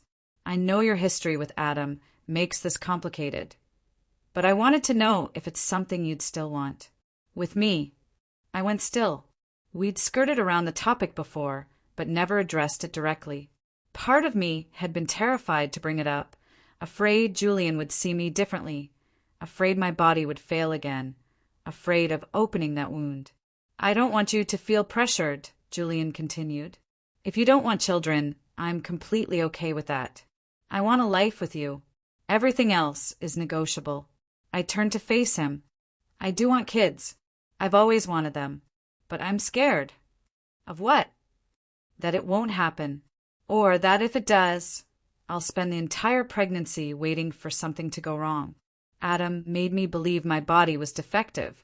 Even though I know intellectually that wasn't true, it's hard to shake. Julian cupped my face. "Your body isn't defective. And if we decide to try, we'll do it together. No apps, no pressure, no tracking unless you want to. And if it doesn't happen naturally, we'll explore other options. But this time it's your choice, your body, your timeline." The relief I felt was overwhelming. "You mean that?" Every word. We started trying in May. Not the clinical, joyless routine Adam had imposed, but something gentle, natural. We didn't track ovulation or schedule intimacy. We just lived our lives and let it happen if it was meant to. I was shocked when the test came back positive in July. I took it alone in our bathroom on a Thursday morning, my hand shaking as I watched the second line appear. I stared at it for 10 minutes, convinced it would disappear, that I'd imagined it. But it stayed. 2 solid lines. I walked into the kitchen where Julian was making coffee. "I'm pregnant," I said, my voice barely above a whisper. He dropped the mug. It shattered on the tile floor, coffee spreading everywhere, but neither of us moved. "You're really?" I nodded, tears already falling. Julian crossed the room in 2 strides and pulled me into his arms. We stood there in the kitchen, crying and laughing and holding each other while coffee pooled around our feet. "We're having a baby," he said against my hair. "We're having a baby." The first ultrasound was scheduled for 8 weeks. I was terrified the entire drive to the clinic, convinced the technician would find an empty sac or no heartbeat. "Julian," held my hand the entire time, his calm presence keeping me grounded. The technician spread gel across my stomach and pressed the wand against my skin. The room went silent except for the whir of the machine. Then a rapid whooshing sound. A heartbeat. "There we go," the technician said, smiling. Strong heartbeat at 165 beats per minute. I started crying immediately. Julian squeezed my hand, his own eyes wet. "Wait," the technician said, moving the wand. "Hold on. I'm seeing. Let me get a better angle." My heart stopped. Something was wrong. Of course something was wrong. "Is everything okay?" Julian asked. The technician laughed, actually laughed. "More than okay. You're having twins." The world tilted. Twins. 2 distinct sacs, 2 heartbeats. "See here," she pointed at the screen. "Baby A and baby B, both measuring perfectly for 8 weeks. I couldn't process it. Twins. 2 babies. After years of believing I couldn't have one. "Actually," the technician said, her brow furrowing as she moved the wand again. "Hold on. Give me a second." Julian and I exchanged a terrified look. The technician was quiet for a long moment, moving the wand across my belly, clicking measurements, studying the screen intently. Finally, she turned to us with an expression I couldn't quite read. "Okay, so I need to bring in Dr. Keller to confirm this, but I'm seeing 4 gestational sacs, 4 heartbeats. 4. My voice came out strangled. Quadruplets, naturally conceived, which is extraordinarily rare, about 1 in 700,000 pregnancies. Let me get the doctor." She left the room. Julian and I sat in stunned silence, still holding hands, the whooshing of heartbeats filling the space between us. "For babies," Julian finally said. "For babies," I repeated. How do you feel?" I thought about it, terrified, overwhelmed, but also something else. Something that felt like vindication. "I feel like Adam was wrong about everything," I said quietly. Dr. Keller confirmed it 20 minutes later. For babies, 4 sacs, likely 2 sets of identical twins based on placenta positioning. All measuring healthy, all with strong heartbeats. "This is going to be a high-risk pregnancy," Dr. Keller said gently. "Quadruplets carry increased risks of preterm birth, gestational diabetes, preeclampsia. We'll monitor you closely. Weekly ultrasound starting at 16 weeks. Twice weekly after 30 weeks. You'll likely deliver around 32 weeks via C-section." I barely heard the risks. All I could focus on was the image on the screen, for tiny shapes, proof that my body worked exactly as it should. The next few months were a blur of doctor appointments, expanding maternity clothes, and endless preparations. We moved into a bigger house with 4 bedrooms. Julian's mother flew in to help us prepare. We bought cribs, car seats, enough diapers to supply a small country. Phoenix Collective continued to grow. I worked from home after 24 weeks, delegating more to Simone and Julian, focusing on high-level strategy between bouts of exhaustion. The pregnancy was hard, physically draining in ways I couldn't have anticipated. But Julian was there for every moment. He rubbed my swollen feet, brought me ginger tea when the morning sickness was unbearable, talked to my belly every night. "I can't wait to meet you," he'd whisper to my enormous stomach. "All 4 of you." Dr. Hartwell, my therapist, helped me process the complicated emotions. Joy mixed with trauma. Gratitude mixed with anger at Adam for stealing years of peace. "You're allowed to feel both things," she said. "You can be happy about this pregnancy and angry about what Adam did. They're not mutually exclusive." She was right. I was building the family I'd always wanted.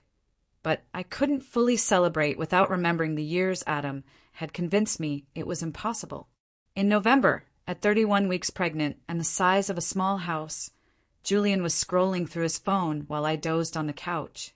"Elena," he said suddenly, "you need to see this." I opened my eyes. "What?"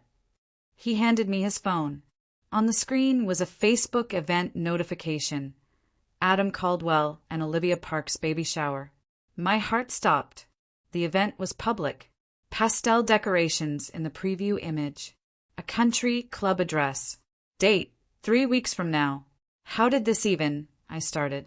Someone from the accelerator knows Olivia, Julian said quietly. She works at that architecture firm. The algorithm must have connected us. I stared at the screen, my emotions warring. Adam and Olivia were having a baby shower. The life he'd claimed he wanted so desperately with me, he was now building with someone else. Then I scrolled down to the guest list, and there, among 200 names, was one that made my blood run cold. Elena Rivera. He invited you? Julian's voice was incredulous. I clicked on my profile. The invitation had been sent to my old email, the one Adam still had access to. I rarely checked it anymore. I opened the email app on my phone and found it buried in spam. A formal invitation, pastel design, calligraphy font. You're invited to celebrate the upcoming arrival of baby Caldwell. And at the bottom, in Adam's handwriting, a personal note. Elena, I know this might be awkward, but Olivia and I would like to extend an olive branch. We hope you'll come, celebrate with us. We're all moving forward. Adam. I read it 3 times, rage building with each word. An olive branch, moving forward, like he hadn't gaslit me for 3 years, like he hadn't hidden my fertility results, like he hadn't kicked me out of my own home and painted me as unstable to everyone who'd listen. Julian watched my face. What are you thinking? I looked down at my belly, 31 weeks with 4 babies, proof that everything Adam had said about me was a lie. I'm thinking, I said slowly, that Adam invited me to humiliate me, to parade his new life in front of the broken ex-wife, to prove he got his happy ending and I'm still the defective one. He doesn't know about the pregnancy, Julian said. You've kept it private. I had, deliberately. No social media posts, no public announcements. Only close friends and family knew. I'd wanted to protect this joy from Adam's orbit. What if I went? I said quietly. Julian's eyes widened. To the shower? To show him exactly how wrong he was. About me. About my body. About everything. Elena, you don't owe him anything. You don't have to. I know I don't have to, but I want to. I looked at Julian. I want him to see what he tried to destroy. I want everyone who believed his lies to see the truth. Julian studied me for a long moment. Then he smiled, slow, proud. Then let's do it. All 5 of us. I felt a fierce joy rise in my chest. All 5 of us. 3 weeks. 3 weeks to prepare for the moment I'd show Adam Caldwell exactly what vindication looked like. Are you absolutely sure about this? Maria asked for the 3rd time that week. She'd flown in from home to help with the babies and the planning. You don't owe him anything, Elena. You've moved on. You have everything he told you you'd never have. I was sitting on the floor of the nursery, folding tiny onesies in matching cream and yellow, the colors I'd chosen specifically because they photographed beautifully. The quadruplets were asleep in their cribs. Sophie, Isabella, Marcus, and Lucas, 14 months old and proof of everything Adam had been wrong about. I know I don't owe him anything, I said quietly, but I owe it to myself, to the version of me who believed his lies. To every woman he gaslit into thinking she was the problem. Julian appeared in the doorway, holding 2 cups of coffee. The legal consult is in an hour. Are you ready? I nodded. We'd spent the past 2 weeks assembling everything, building a case not for court, but for the court of public opinion. The lawyer we consulted, Rebecca Kim, a specialist in family law and defamation, met us at her downtown office. I'd brought 2 accordion folders full of evidence. Walk me through what you're planning, Rebecca said, gesturing to the documents spread across her conference table. I took a breath. 3 years ago, my ex-husband Adam Caldwell convinced me I was infertile. He controlled our fertility process, ordered tests for both of us, and then hid the results showing I was completely healthy. He let me undergo painful treatments, gaslit me about my mental health, and then divorced me, telling everyone I was unstable and obsessive. Rebecca made notes, and you have proof of this.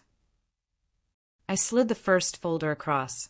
Medical records from Dr. Alvarez showing my ovarian reserve was excellent. Insurance claims proving Adam saw a urologist 3 times and never told me. Emails where he admitted to ordering my fertility tests.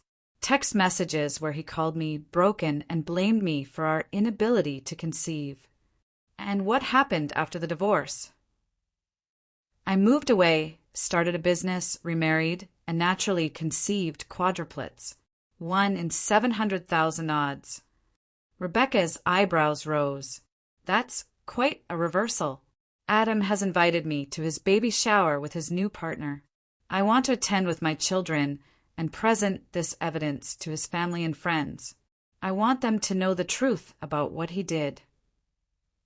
Why now? Julian answered. Because he invited her specifically to humiliate her. The invitation included a handwritten note about moving forward and olive branches. He assumes she's still broken.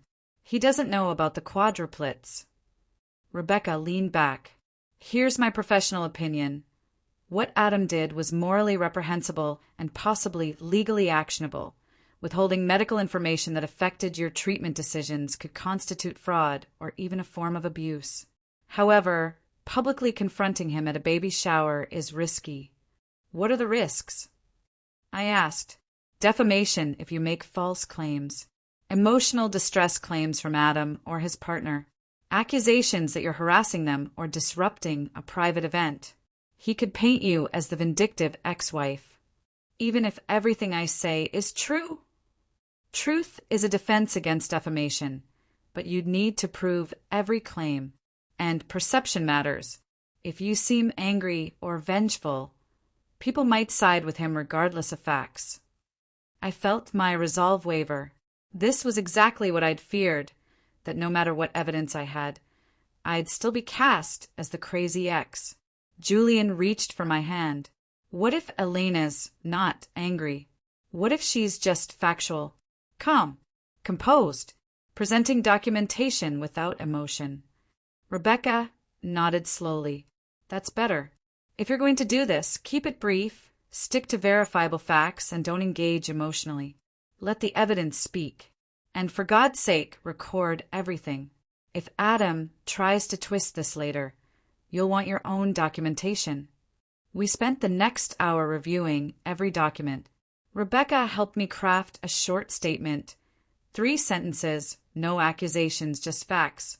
She made copies of the medical records, redacting sensitive details but leaving enough to be clear. One more thing, Rebecca said as we were leaving.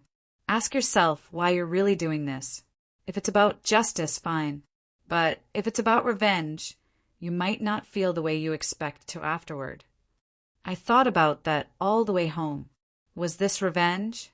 Part of me wanted to see Adam's face when he realized how wrong he'd been. I wanted his mother to know she'd been cruel to the wrong person. I wanted Olivia to understand who she'd built a life with. But deeper than that, I wanted the truth told. Adam had controlled the narrative for years. This was me taking it back. The logistics took 2 days to finalize. The quadruplets would come with us. There was no way around it, and honestly, they were the proof. But traveling with 4 toddlers was complex. We hired a nanny, Jessica, to help during the trip. We booked a suite at a hotel near the country club. We arranged for a pediatrician to be on call in case any of the kids got sick. The Lamborghini was Julian's idea. If you're going to make an entrance, he said with a slight smile, commit to it. We rented a white Lamborghini Huracan for the day. It was absurd, extravagant, and absolutely perfect. Adam had always cared about appearances, about status symbols. Showing up in a car worth more than his annual salary would speak volumes before I said a word. The matching outfits came next. I found a boutique that specialized in coordinated children's clothing and ordered 4 identical outfits. Cream-colored linen rompers for the boys, pale yellow dresses for the girls. They looked like they'd stepped out of a magazine spread. For myself, I chose a tailored navy dress. Elegant, expensive, unmistakably confident. I wanted to look like success, like happiness, like everything Adam said I'd never be. The night before we left, I couldn't sleep. I lay in bed next to Julian, watching the ceiling fan spin, my mind racing. What if this backfires? I whispered. What if people think I'm petty or vindictive? What if Adam finds a way to twist this against me? Julian rolled over to face me. Then you'll handle it. Elena, you've built a life he said was impossible. You have a company, a family. Proof that everything he told you is a lie. Even if some people don't believe you, you'll know the truth. And so will everyone who matters. I don't want to become what he accused me of being. Obsessive, unable to move on. You're not going to that shower to obsess over him. You're going to set the record straight. There's a difference. I thought about all the women who'd contacted Phoenix Collective over the past 2 years. Women who'd been gaslit, manipulated, told they were crazy or broken or too much.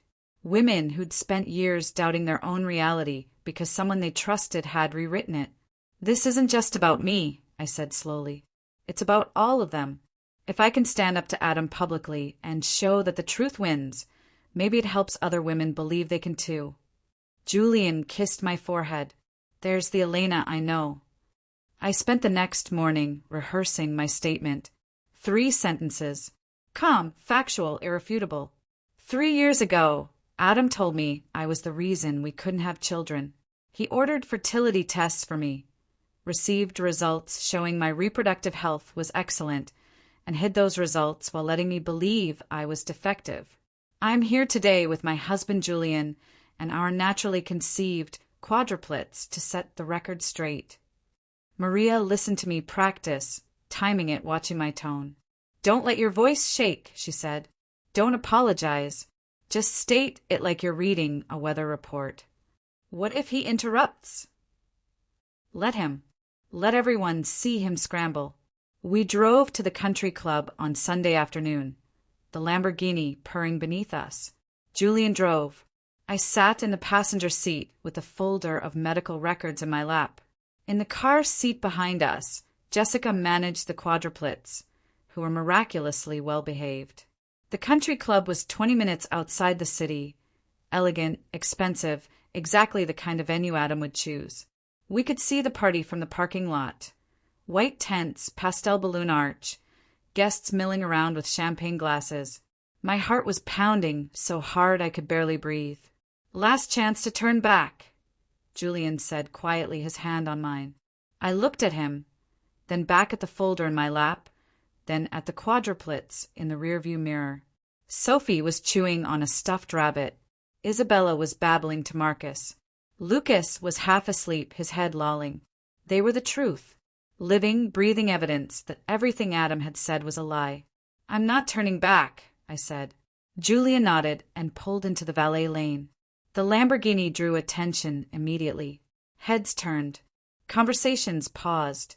I could see guests on the lawn craning their necks to see who'd arrived in such an ostentatious car.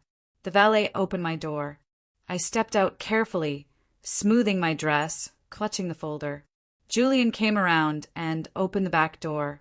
Jessica helped the quadruplets out one by one. They toddle-walked toward me in their matching outfits, and I could feel every eye on us. Someone gasped. I looked toward the tent and saw Adam standing near the dessert table, a champagne glass halfway to his lips frozen. Next to him, Olivia, 8 months pregnant, her hand protectively on her belly, stared at me with an expression I couldn't quite read.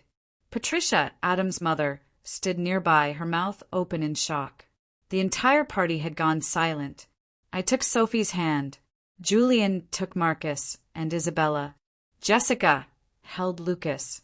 And together, all 6 of us walked toward the balloon arch, toward Adam, toward the truth. I didn't smile.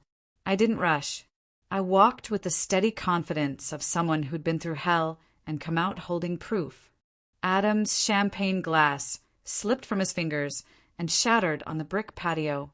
And I thought, you invited me to your baby's shower to laugh at me. So I brought the punchline. The walk from the valet stand to the party felt eternal and instantaneous all at once. Every step I took, I felt eyes tracking us. The white Lamborghini gleaming in the afternoon sun. 4 toddlers in coordinated outfits toddling beside us. Julian's steady presence at my side. And me, the broken ex-wife who wasn't supposed to exist anymore. We reached the edge of the tent, where the pastel balloon arch framed the entrance, like a gateway.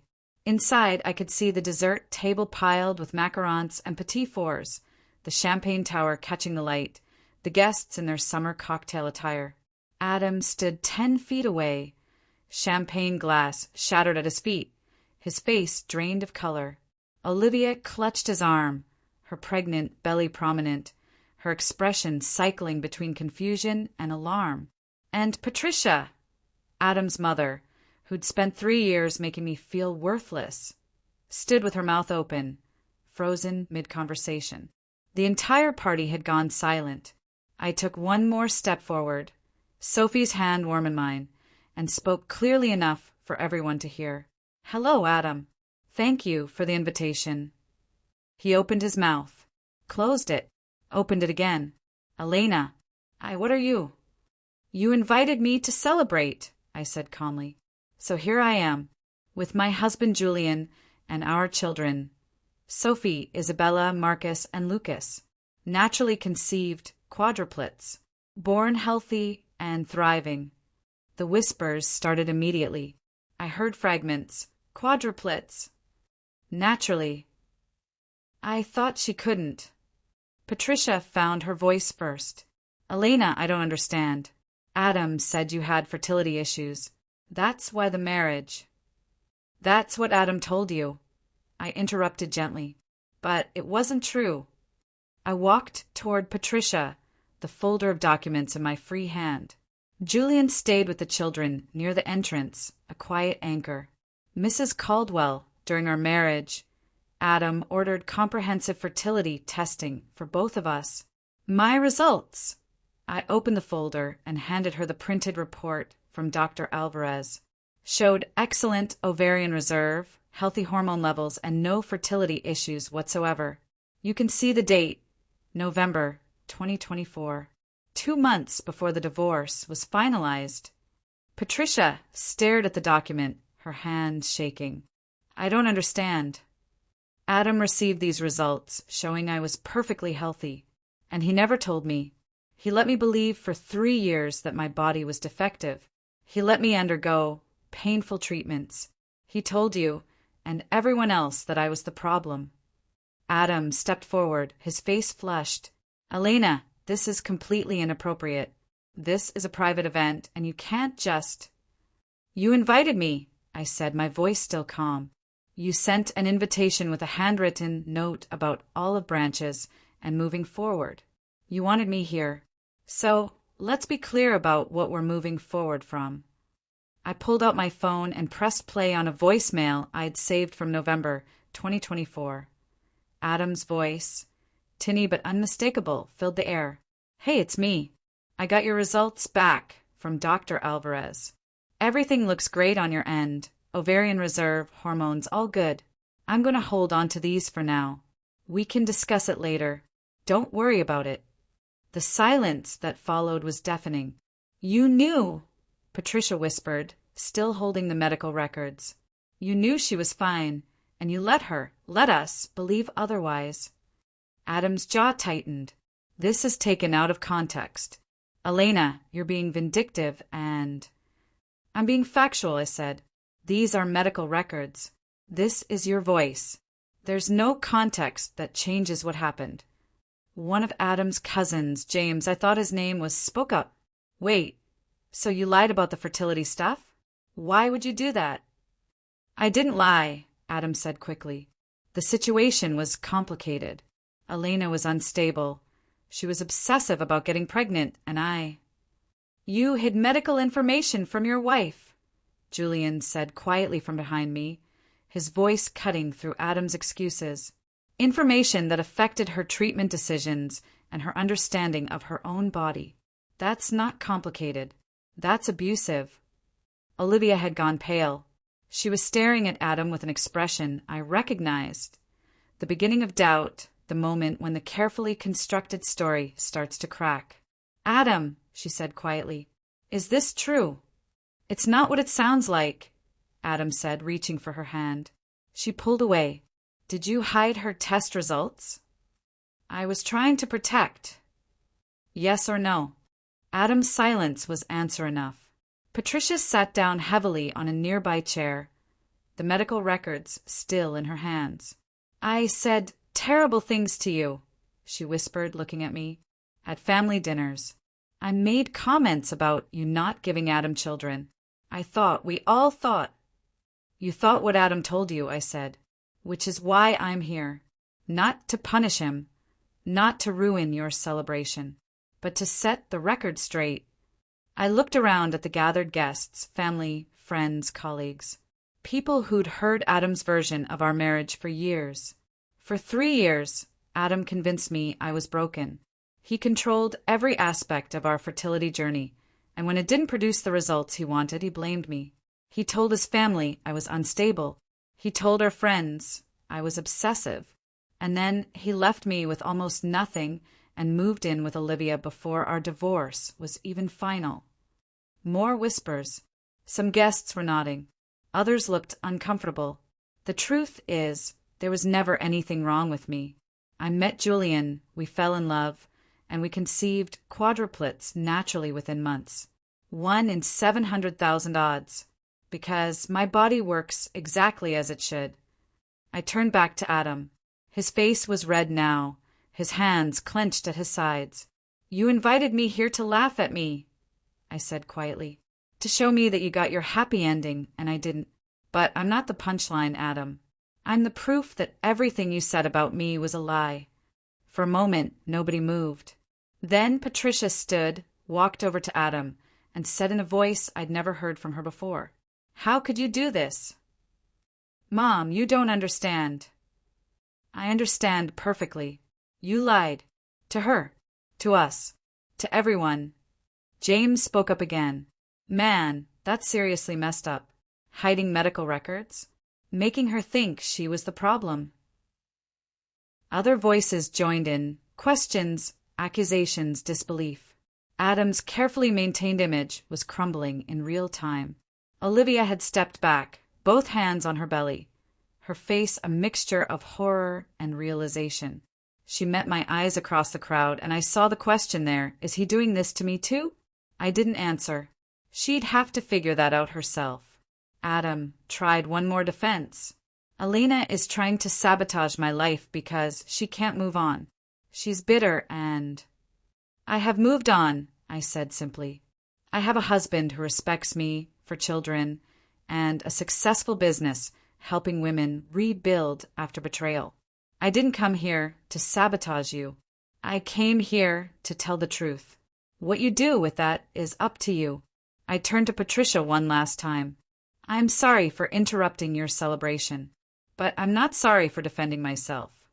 Patricia nodded slowly, tears in her eyes. I'm the one who's sorry. I took Sophie's hand again. Julian gathered the other children, and together we walked out of the tent, past the balloon arch, past the whispering guests, past the shattered champagne glass. Behind us, I could hear the party disintegrating. Raised voices. Olivia saying, we need to talk. Now. Patricia's voice, sharp with anger.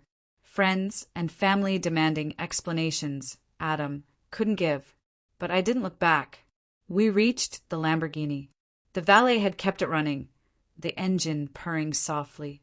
Julian helped settle the children into their car seats, while I slid into the passenger seat, the folder of evidence now empty, its work done.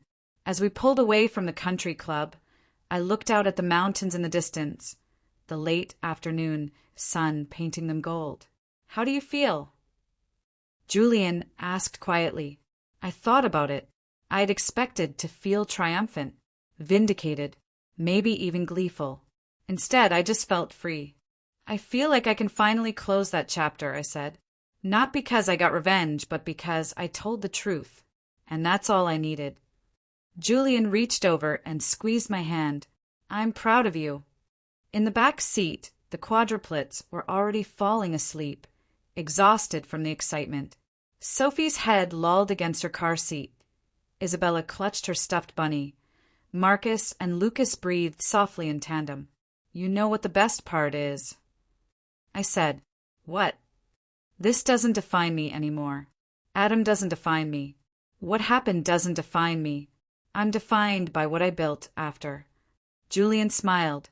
Phoenix Collective. Our family. Your strength. Exactly. We drove in comfortable silence for a while, leaving the country club and Adam in the rearview mirror. 6 months later, Phoenix Collective had expanded to 3 locations. We had a waiting list 6 months long and a partnership with a national women's advocacy organization. My TED Talk about rebuilding after betrayal had gone viral, reaching millions of women who needed to hear that being told you're broken doesn't make it true. I was in the office on a Tuesday afternoon, reviewing applicants for a new mentorship program, when my phone buzzed with a voicemail from an unknown number. I almost deleted it, but something made me listen. Elena, it's Marcus, Adam's brother. I need to talk to you about what happened at the shower, about everything Adam told us over the years. I'm starting to realize we didn't know the whole story. Could you call me back? I need to understand what really happened. I listened to it twice, then saved it and went back to work. I didn't call him back that day. Maybe I would eventually, maybe I wouldn't. The truth was already out there. The people who needed to know knew. That evening, Julian and I sat on our back porch while the quadruplets played in the yard. Sophie was teaching Isabella how to do a somersault. Marcus and Lucas were building something elaborate with blocks that would inevitably collapse. Marcus Caldwell called. I told Julian. Adam's brother. He wants to talk. Are you going to? I watched my children. Proof that I was never the problem, that my body was never broken, that everything Adam said was a lie. Maybe, I said, but not because I need to convince anyone anymore. Only if I feel like it might help him understand how to do better. Julian kissed my temple. That's growth right there. It was, because the story wasn't about revenge anymore. It wasn't even really about Adam. It was about a woman who was told she was worthless, who believed it for too long, and who finally learned that other people's lies don't have to become your truth. If there's a moral to this story, it's simple.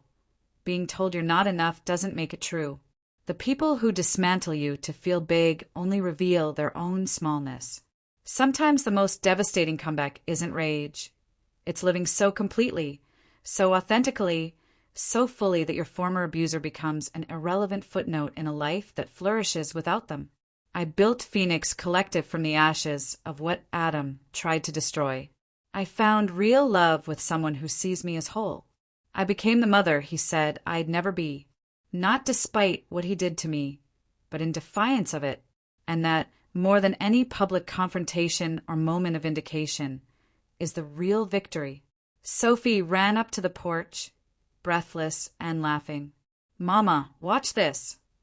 I stood up, ready to witness whatever small miracle she wanted to share. Because this beautiful, messy, hard-won life was worth more than every lie Adam ever told. And I'd never forget that again. Here's what usually happens. 93% of you will close this without commenting. But the 7% who do? You understand that stories like Elena's matter. You understand that speaking truth to gaslighters matters. You understand that sometimes the best revenge is living so fully that your abuser becomes irrelevant.